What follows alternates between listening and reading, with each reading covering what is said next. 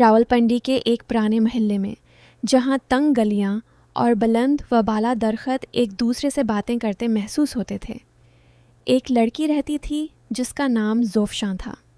زوفشاں کی عمر 23 برس تھی اور وہ شہر کی ایک سرکاری یونیورسٹی میں شعبہ تعلیم کی طالبہ تھی۔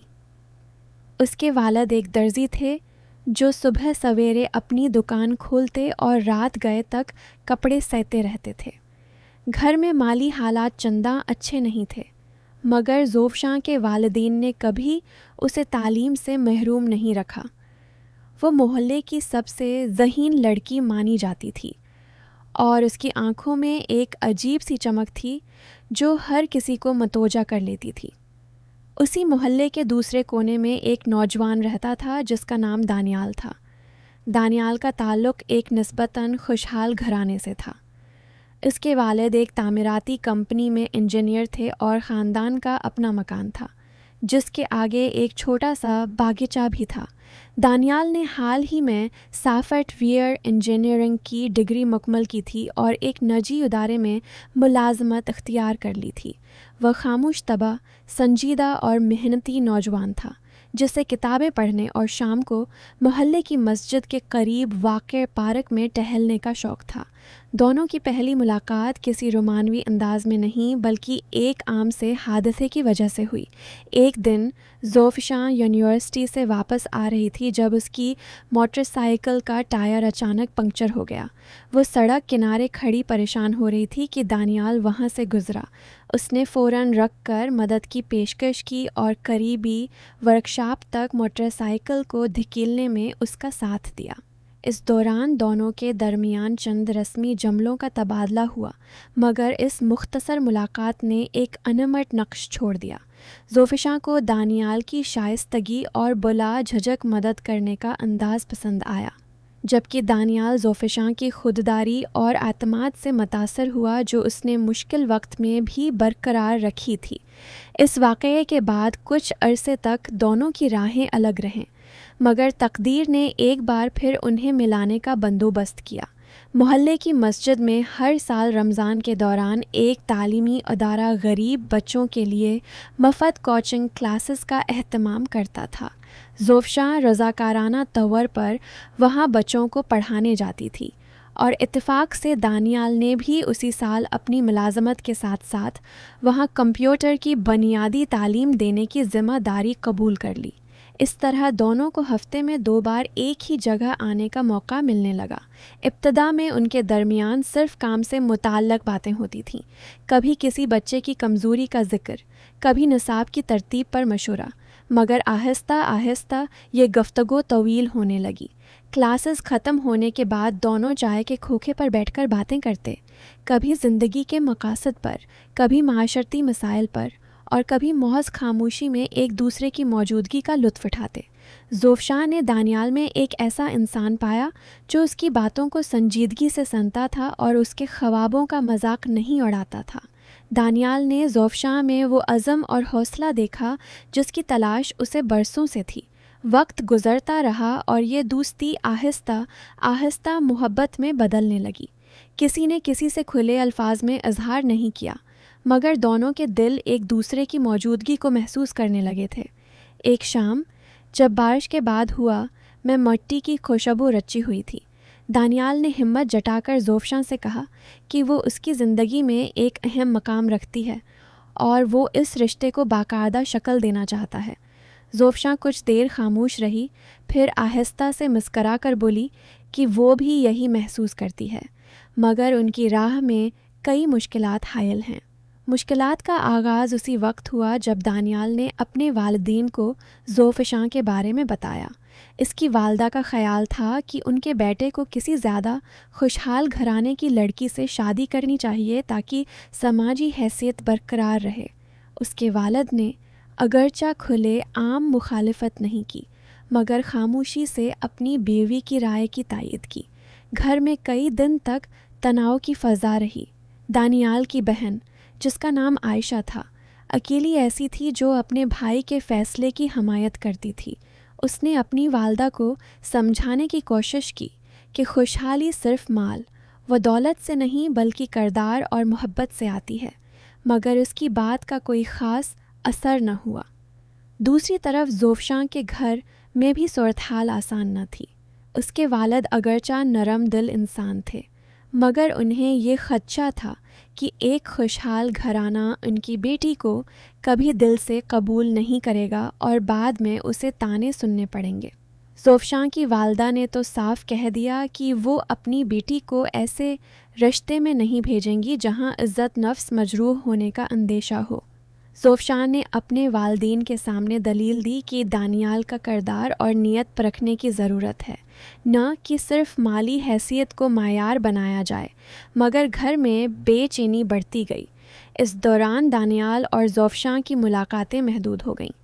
دونوں خاندانوں کی جانب سے دباؤ بڑھتا گیا اور کئی ہفتوں تک ان کے درمیان صرف مختصر پیغامات کا تبادلہ ہوتا رہا۔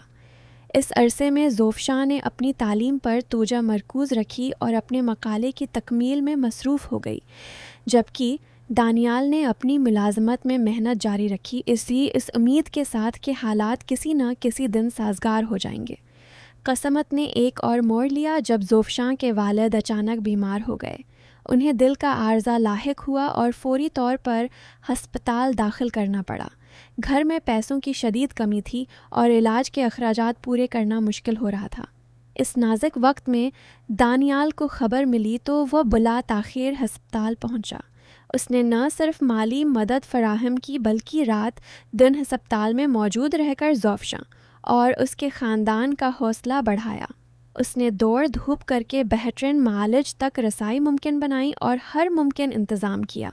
دانیال کے اس بے لوث رویے نے زوفشاں کے والدین کے دل میں اس کے لیے نرم گوشہ پیدا کر دیا۔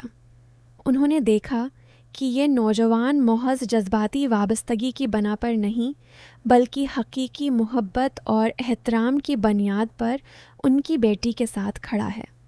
زوفشاں کے والد نے صحت یاب ہونے کے بعد ایک دن دانیال کو گھر بلایا اور اس کے ساتھ تفصیلی گفتگو کی۔ انہوں نے اس کی نیت اور کردار کو پرکھا اور بالآخر اپنی رضامندی ظاہر کر دی، مگر شرط رکھی کہ دانیال کے والدین کو بھی دل سے یہ رشتہ قبول کرنا ہوگا۔ اب سب سے بڑا امتحان دانیال کے سامنے تھا۔ اسے اپنے والدین کو قائل کرنا تھا۔ اس نے اپنی بہن عائشہ کی مدد سے ایک منصوبہ بنایا۔ عائشہ نے اپنی والدہ کو زوفشاں کے والد کی بیماری کے دوران دانیال کے رویے کے بارے میں تفصیل سے بتایا۔ اس نے یہ بھی کہا کہ ایک ایسا انسان جو مشکل وقت میں کسی کا ساتھ نہیں چھوڑتا، وہ زندگی بھر کے ساتھی کے طور پر انتہائی قابل اعتماد ثابت ہو سکتا ہے۔ آہستہ آہستہ دانیال کی والدہ کے دل میں نرمی پیدا ہونے لگی۔ اسی دوران دانیال کے والد نے بھی خاموشی سے کچھ تحقیق کی۔ انہوں نے اپنے واقف کاروں کے ذریعے زوفشاں کے خاندان اور خود زوفشاں کے کردار کے بارے میں معلومات حاصل کیں۔ ہر جگہ سے انہیں یہی سننے کو ملا کہ زوفشاں ایک باکردار، محنتی اور باہمت لڑکی ہے جو اپنے خاندان کی عزت کا خیال رکھتی ہے۔ اس تحقیق نے ان کے تحفظات کو کافی حد تک کم کر دیا۔ ایک شام دانیال کے گھر میں خاندانی اجتماع ہوا، جس میں دانیال نے دوبارہ اپنے والدین کے سامنے اپنا موقف پیش کیا۔ اس نے کہا کہ وہ زندگی بھر کے لیے ایک ایسی ساتھی چاہتا ہے جو مشکل وقت میں اس کا ساتھ دے، جو اس کی سوچ کو سمجھے اور جس کے ساتھ وہ سکون محسوس کرے۔ اس نے یہ بھی واضح کیا کہ مالی حیثیت وقتی چیز ہے جبکہ کردار اور محبت دیرپا رشتے کی بنیاد ہوتے ہیں۔ اس کی باتوں میں ایسی سچائی اور خلوص تھا کہ آخرکار اس کے والدین کے دل پگھل گئے۔ والدہ نے آنکھوں میں آنسو لیے اپنے بیٹے کو گلے لگایا اور رضامندی کا اظہار کیا۔ اس خوشخبری کے بعد دونوں خاندانوں کے درمیان رسمی بات چیت کا آغاز ہوا۔